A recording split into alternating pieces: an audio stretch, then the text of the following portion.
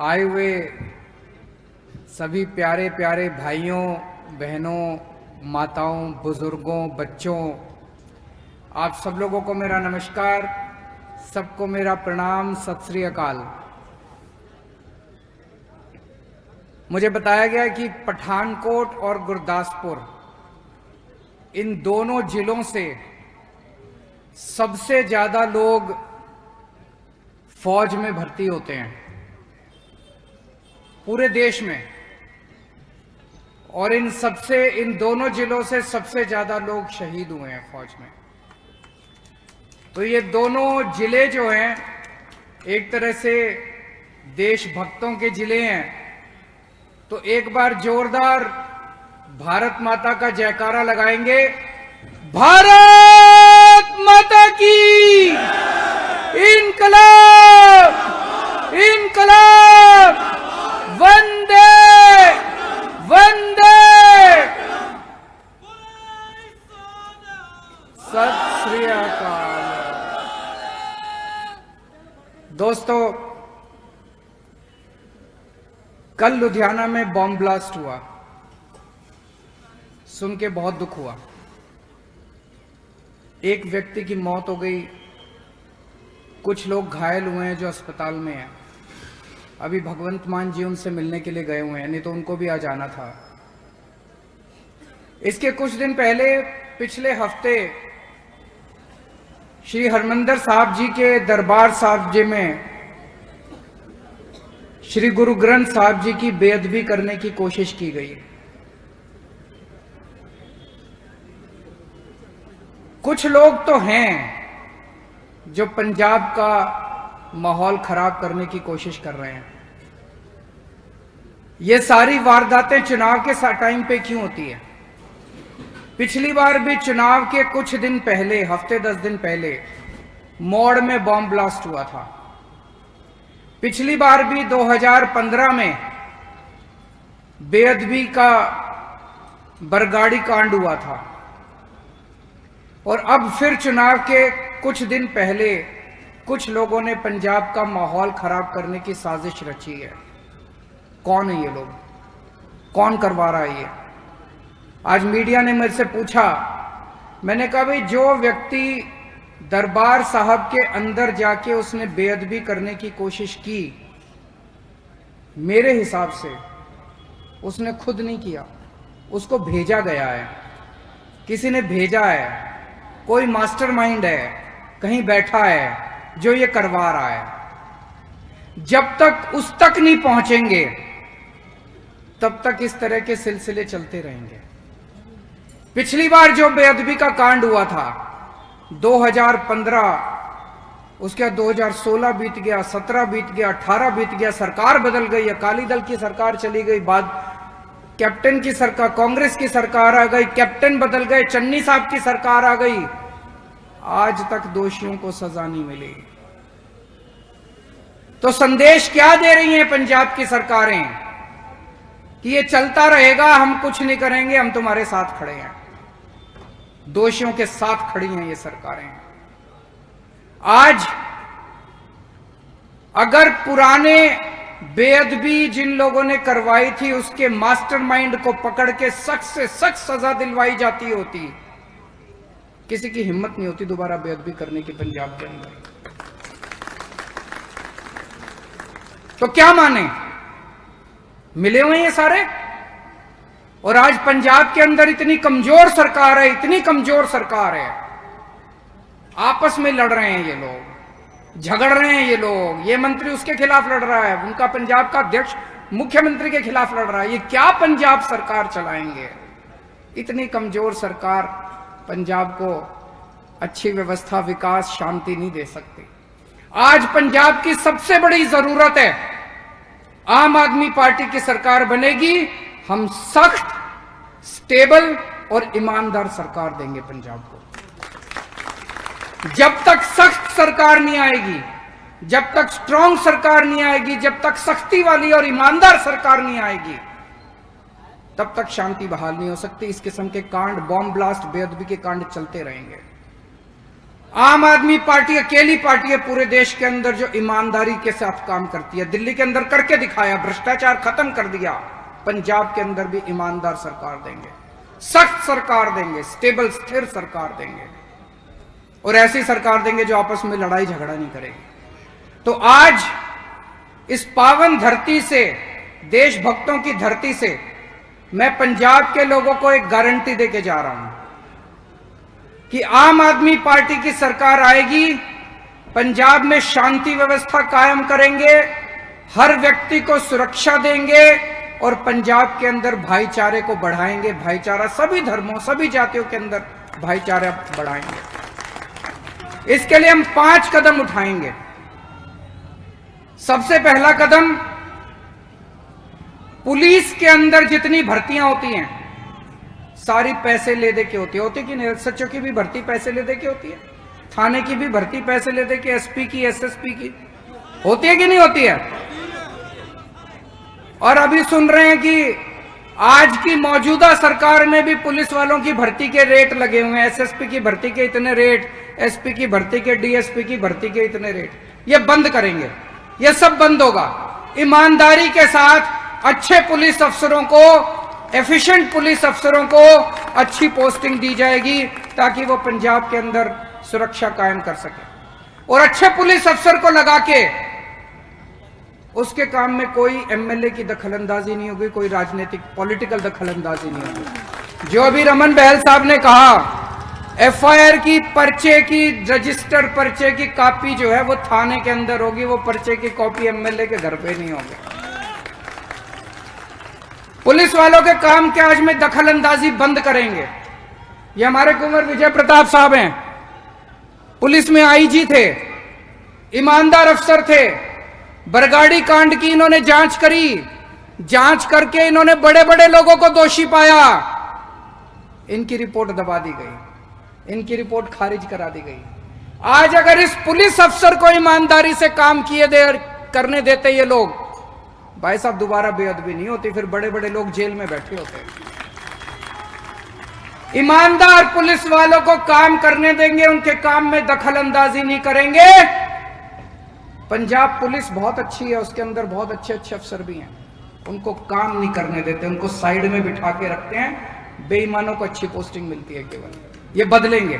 तो पहली ये गारंटी। दूसरी चीज, जितने पुराने अभी तक के बेअदबी के कांड हुए हैं और जितने बॉम्ब ब्लास्ट के कांड हुए हैं, एक एक कांड की जांच करा के समयबद्ध तरीके से उनके जो ऊपर आगू बैठे हैं, जो सबसे ऊपर उनके मास्टरमाइंड बैठे हैं, उनको जेल में चक्की पिसवाएंगे,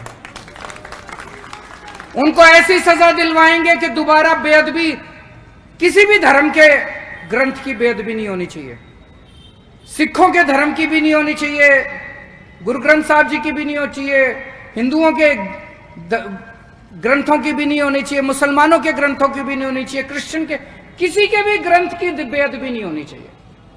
ऐसी सजा दिलवाएंगे जिन्होंने अभी तक बेअदबी की है, दोबारा कोई हिम्मत नहीं करेगा। तीसरी चीज, बॉर्डर का एक एक इंच बॉर्डर का हम सुरक्षा करेंगे ताकि वहां से कोई आतंकवादी ना आ सके और नशे का 1 ग्राम भी वहां से पाकिस्तान से इधर नहीं आने देंगे। चौथी चीज, कुछ अफसरों से मैं बात कर रहा था, ये आजकल ड्रोन बहुत आने लग गए पाकिस्तान की तरफ से, इसके लिए लेटेस्ट टेक्नोलॉजी का इस्तेमाल करेंगे ताकि हमारी फौजें, बीएसएफ, पुलिस, इनके पास साधनों की कमी नहीं होनी चाहिए। इनको लेटेस्ट से लेटेस्ट सबसे आधुनिक तकनीक देंगे, कोई ड्रोन आए तो सीधे उसको मार गिराओ, ऐसी तकनीक हम अपने फौजियों को देंगे। और 5वीं चीज, जितने भी अपने गुरुद्वारे हैं, मंदिर हैं, मस्जिद हैं, चर्च हैं, डेरे हैं, हरेक की सुरक्षा करने के लिए अलग से पुलिस फोर्स बनाई जाएगी ताकि दोबारा कोई बेअदबी का कांड ना हो। तो ये 5 चीजें मैंने बताई हैं पंजाब के अंदर शांति, सुरक्षा और भाईचारे का माहौल कायम करने के लिए। आज मैं पंजाब के लोगों को ये आश्वासन और गारंटी देके जा रहा हूं कि आम आदमी पार्टी की सरकार जो होगी, ईमानदार होगी, सशक्त होगी, स्ट्रांग होगी और पंजाब के अंदर शांति का माहौल कायम करेगी। पिछली बार 2017 के चुनाव में कांग्रेस के नेताओं ने गुटके की कसम खाई थी कि उनकी सरकार बनेगी तो 1 महीने के अंदर नशा खत्म कर देंगे। नशा खत्म हुआ? बढ़ा है नशा, बढ़ा है नशा। हर पिंड के अंदर नशा आज भी बिक रहा है, घर घर के अंदर नशा है। हमारे यूथ, हमारे युवा, हमारे बच्चे या तो कनाडा चले गए और जो बच गए वो बेचारे नशे के अंदर डूब गए। आज पंजाब का युवा क्राइसिस के अंदर है। क्या हुआ इनका? 5 साल बाद अब जब दोबारा चुनाव आए हैं तो इन्होंने मजीठिया के खिलाफ एक पर्चा दाखिल कर दिया। 5 साल लग गए इनको एक पर्चा दाखिल करने में, और बब्बर शेर की तरह चिल्ला रहे हैं वो सिद्धू साहब और चन्नी साहब, हमने पर्चा कर दिया, हमने पर्चा कर दिया। हमने क्या कर दिया तुमने? एक पर्चा करने से पिंडों में ड्रग खत्म हो गई, नशा खत्म हो गया? मैं पूछना चाहता हूं, नशा बिकना बंद हो गया? वैसे नशा बिक रहा है। एक पर्चा करके चिल्ला रहे हैं, नौटंकी कर रहे हैं, राजनीति कर रहे हैं, जनता के साथ राजनीति कर रहे हैं, गंदी राजनीति कर रहे हैं। इसका मतलब इनका मकसद नशा दूर करना नहीं है, इनका मकसद दोबारा चुनाव में वोट बटोरना है।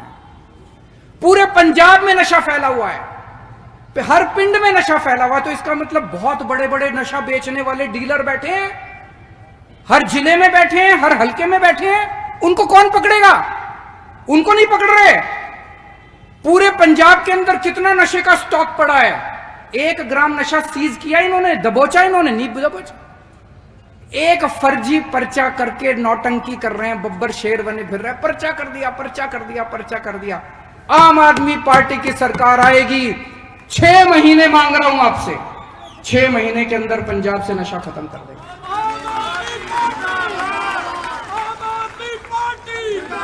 हमारे साथ ऐसे ऐसे कुंवर विजय प्रताप जैसे ईमानदार जांबाज पुलिस अफसर हैं, इनको करना आता है, हमें करना आता है, हमारी नीयत साफ है। इनकी तरह नौटंकी सरकार नहीं चला रहे हम लोग। आप में से दिल्ली कौन कौन गया हुआ है? किस किस के दोस्त यार रिश्तेदार दिल्ली में रहते हैं? आपने सुना दिल्ली में स्कूल अच्छे हो गए? किस किस ने सुना है दिल्ली के स्कूल अच्छे हो गए? सरकारी स्कूल अच्छे हो गए दिल्ली के, शानदार। पहले जब हमारी सरकार बनी दिल्ली में इतने खराब थे, दीवारें टूटी पड़ी थी, छत टूटी पड़ी थी, डेस्क नहीं थे, बच्चे आते नहीं थे, टीचर आते नहीं थे। कोई माँ बाप अपने बच्चों को सरकारी स्कूल में भेजने को राजी नहीं था, सारे बच्चे फेल होते थे, पढ़ाई नहीं थी। 5 साल के अंदर आज शानदार हो गए सरकारी स्कूल। ये इसी बात से अंदाजा लगा लो, इतने शानदार, इतनी सारे सरकारी स्कूल तोड़ के हमने नई बिल्डिंग बना दी, शानदार बिल्डिंग। सरकारी स्कूलों में स्विमिंग पूल बना दिए। इस साल दिल्ली के सरकारी स्कूलों के नतीजे 99.7% नतीजे आए हैं। 99.7, 99.7%। कभी सुना भारत के इतिहास में, भारत के इतिहास में 99.7% नतीजे सरकारी स्कूलों के। प्राइवेट से बहुत ज्यादा नतीजे आए हमारे। इस साल 2.5 लाख बच्चों ने प्राइवेट स्कूल से नाम कटा के सरकारी स्कूल में नाम भर्ती कराया। मैं आपसे पूछना चाहता हूं, कभी भी आप पंजाब में अपने बच्चे को प्राइवेट स्कूल से हटा के सरकारी में दाखिल कराओगे? कभी नहीं कराओगे। सरकारी स्कूलों का बहुत बुरा हाल है, सरकारी स्कूलों का बहुत बुरा। कितने लोग चाहते हैं कि पंजाब के स्कूल भी दिल्ली जैसे अच्छे बनने चाहिए? बनने चाहिए, नहीं बनने चाहिए? चन्नी साहब को मैंने कहा, मैंने एक दिन ऐसी मीटिंग में कहा, मैंने कहा जी हम पंजाब के स्कूल अच्छे करेंगे। तो चन्नी साहब कहते हैं पंजाब के तो वर्ल्ड क्लास स्कूल है। कहते हैं जी पंजाब के तो वर्ल्ड क्लास स्कूल है। तो इसका मतलब उनकी कोई इच्छा नहीं है, अगर उनकी सरकार दोबारा आई तो ऐसे ही रहेंगे स्कूल। तो अगर अच्छे स्कूल चाहिए तो आम आदमी पार्टी को वोट दो, और अगर ऐसे ही स्कूल चाहिए तो कांग्रेस को वोट दे देना। मर्जी आपकी है, किसको वोट दोगे?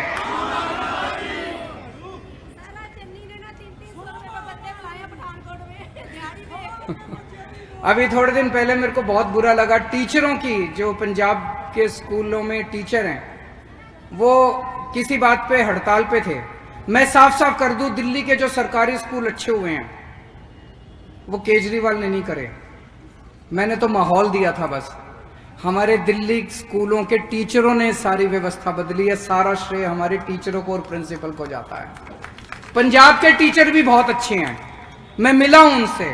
पंजाब के टीचर भी काम करना चाहते हैं, पंजाब के टीचर भी शिक्षा व्यवस्था बदलना चाहते हैं। माहौल खराब है। आम आदमी पार्टी की सरकार आएगी, दिल्ली जैसा माहौल देंगे और यही टीचर आपको पंजाब के स्कूल शानदार करके दिखाएंगे। आपको पता नहीं पता है, ट्रंप साहब आए थे पिछले साल, राष्ट्रपति, अमेरिका के राष्ट्रपति ट्रंप अपनी बीवी और अपनी बेटी के साथ दिल्ली आए थे मोदी जी से मिलने। जब वो दिल्ली आए तो उनकी वाइफ मिलेनिया ट्रंप हमारा दिल्ली सरकार का स्कूल देखने आई। उसने कहा मेरे को दिल्ली सरकार का स्कूल देखना है। यानी कि दिल्ली सरकार के स्कूल के चर्चे अमेरिका पहुंच गए, अमेरिका के राष्ट्रपति के घर व्हाइट हाउस तक पहुंच गए हमारे चर्चे। मिलेनिया ट्रंप पूरी दुनिया में किसी का स्कूल देखने नहीं गई, दिल्ली सरकार का स्कूल देखने दिल्ली आई थी। तो जब उसने कहा मैं दिल्ली सरकार का स्कूल देखूंगी, तो मोदी जी ने उसको बहुत समझाया। मोदी जी थोड़ा सा मेरे को पसंद नहीं करते, तो उन्होंने उनको बहुत समझाया कि भाई तुम केंद्र सरकार का स्कूल देख लो, बोली नहीं। उन्होंने कहा तुम प्राइवेट स्कूल देख लो, बोली नहीं। वो दिल्ली सरकार का स्कूल देखने के लिए आई। पंजाब के स्कूल ऐसे बना देंगे कि अगली बार जो भी राष्ट्रपति किसी देश का आएगा वो पंजाब के स्कूल देखने के लिए आएगा अगली बार।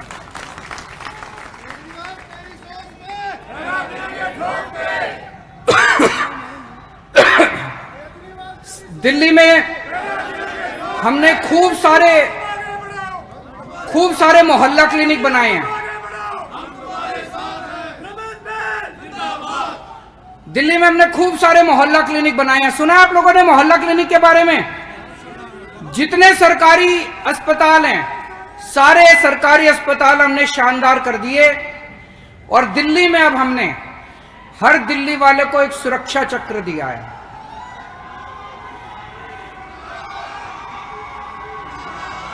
बहुत सारे लोग आ गए, बहुत भीड़ है, बहुत अच्छी बात है। सबका स्वागत है, तहे दिल से स्वागत है। खूब पीछे तक भीड़ है, अंदर तक आ गए सब लोग, बहुत अच्छा है।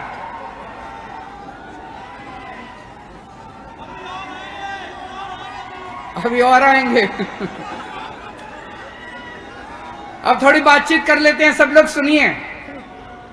दिल्ली में हमने सरकारी अस्पतालों की, पहले दिल्ली में बहुत बुरी हालत थी। अस्पतालों में डॉक्टर आते नहीं थे, दवाइयां मिलती नहीं थी, एक्सरे मशीन खराब रहती थी, सीटी स्कैन मशीन खराब रहती थी। दिल्ली के सारे अस्पताल हमने प्राइवेट से भी ज्यादा अच्छे कर दिए। जितने मैक्स, फोर्टिस, अपोलो, इनसे भी ज्यादा अच्छे हो गए अब दिल्ली के सरकारी अस्पताल। और हमने दिल्ली के लोगों को एक सुरक्षा चक्र दिया है। आजकल इलाज कराना इतना मुश्किल हो गया कि घर में कोई बीमार हो जाए तो 2-3 लाख रुपए तो यूं ही चले जाते हैं, प्राइवेट में चले जाओ तो। हमने हर दिल्ली वाले का पूरा इलाज मुफ्त कर दिया। उसे क्रोसिन की दवाई की जरूरत है, वो भी मुफ्त। और अगर उसे कोई बड़ी बीमारी हो जाए और 70-80 लाख रुपए का भी अगर उसको ऑपरेशन का खर्चा आएगा, सारा खर्चा दिल्ली सरकार देती है, आपको चिंता करने की जरूरत नहीं। पंजाब के अंदर ऐसे होना चाहिए, नहीं होना चाहिए? सारे पंजाब के लोगों को यह सुरक्षा चक्र मिलना नहीं चाहिए कि नहीं मिलना चाहिए? कि हर पंजाब के आदमी का सारा इलाज मुफ्त होगा, सारी दवाइयां, सारे टेस्ट, सारा ऑपरेशन, सब कुछ मुफ्त है, जैसे दिल्ली के लोगों को दे रखा है। चन्नी साहब कहते हैं केजरीवाल मुफ्त दे रहा है सब कुछ, केजरीवाल पैसे लुटाता है। मैं आपसे पूछना चाहता हूं, हमारे बच्चों को अच्छी शिक्षा मुफ्त में मिलनी चाहिए, नहीं मिलनी चाहिए? हमारे लोगों को अच्छा इलाज मुफ्त में मिलना चाहिए, नहीं मिलना चाहिए? अगर कोई सरकार अपने लोगों को शिक्षा नहीं दे सकती, कोई सरकार अपने लोगों को अच्छा इलाज नहीं करा सकती, तो लानत है ऐसी सरकार के ऊपर। ऐसी सरकार को फिर है किस लिए पैसा? तुम्हारे हवाई जहाज के लिए, तुम्हारे महलों के लिए पैसा है, तुम्हारे एसी बंगले के लिए पैसा है। जनता टैक्स इसीलिए तो देती है, जनता को सुविधा मिलेगी। अगर हम अच्छी शिक्षा नहीं दे सकते, अच्छा स्वास्थ्य नहीं दे सकते, अच्छे अस्पताल नहीं बना सकते, दवा दारू नहीं दे सकते, तो लानत है हमारे ऊपर। हैं जी?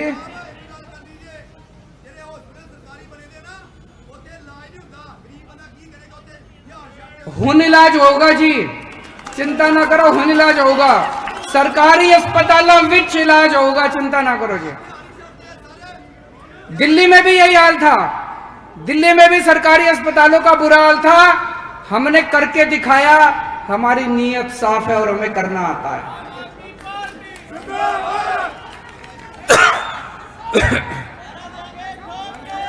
दिल्ली में पहले जब हमारी सरकार बनी 7-7, 8-8 घंटे बिजली जाया करती थी, बिजली के पावर कट लगते थे।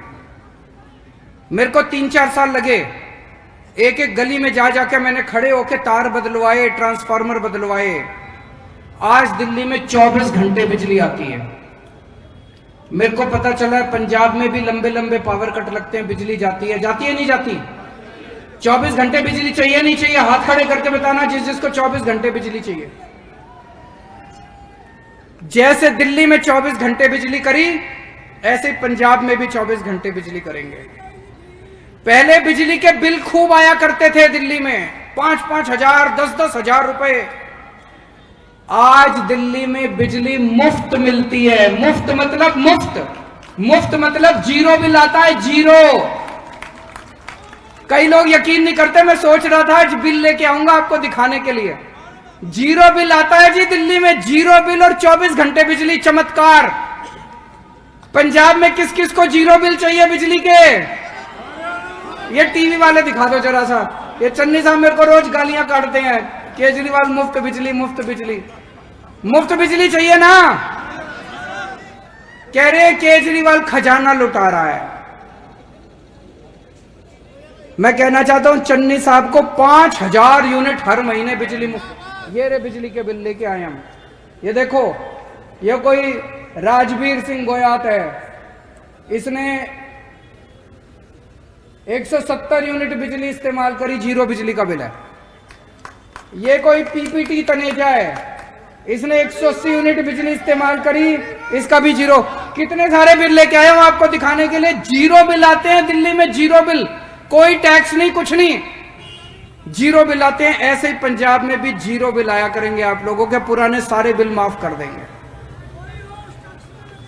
वो कहते हैं, ये नेता चन्नी साहब कहते हैं कि ऐसे बिजली मुफ्त नहीं देनी चाहिए। चन्नी साहब को हर महीने 5000 यूनिट बिजली मुफ्त मिलती है, हर महीने। आपको बिजली मुफ्त मिले तो ठीक है, जनता को 300 यूनिट बिजली मुफ्त मिल जाए तो आपको मिर्ची लगती है। आपको बड़ी तकलीफ होती है अगर जनता को 300 यूनिट बिजली मुफ्त मिल जाए। मैंने कसम खाई है, जो जो चीजें इन नेताओं को मुफ्त मिलती है सारी मैं जनता को भी मुफ्त दिलवाऊंगा।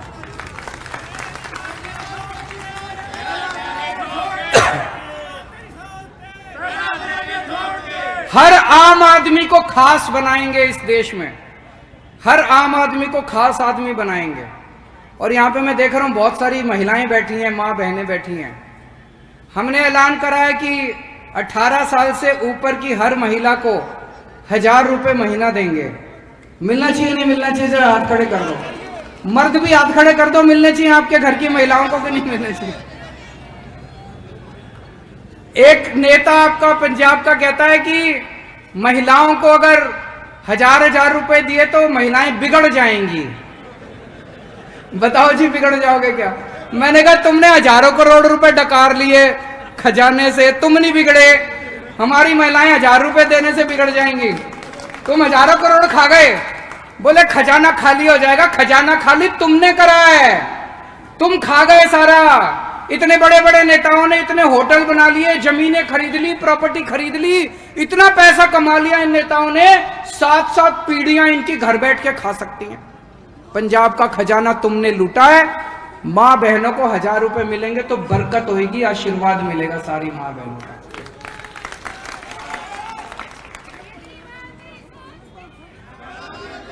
आजकल चन्नी साहब मेरे साथ कंपटीशन कर रहे हैं, कहते हैं कि केजरीवाल आम आदमी थोड़ी है, मैं हूं आम आदमी, मेरे को गिल्ली डंडा खेलना आता है। केजरीवाल को आता है क्या गिल्ली डंडा खेलना? एक इंटरव्यू में बोले केजरीवाल मेरे को कंचे खेलने आते हैं। केजरीवाल को आते हैं क्या कंचे खेलने? एक इंटरव्यू में बोले मेरे को गाय का दूध निकालना आता है। केजरीवाल को आता है क्या गाय का दूध निकालना? मैं आम आदमी हूं। मैं चन्नी साहब को कहना चाहता हूं, चन्नी साहब मेरे को गिल्ली डंडा खेलना नहीं आता, मेरे को स्कूल बनवाने आते हैं। मेरे को कंचे खेलने नहीं आते, मेरे को अस्पताल बनवाने आते हैं। मेरे को गाय का दूध निकालना नहीं आता, मेरे को जनता को फ्री बिजली देनी आती है, 24 घंटे बिजली देनी आती है। अब पंजाब की जनता तय कर ले कि उनको गिल्ली डंडा खेलने वाली सरकार चाहिए कि स्कूल अस्पताल बनाने वाली सरकार चाहिए।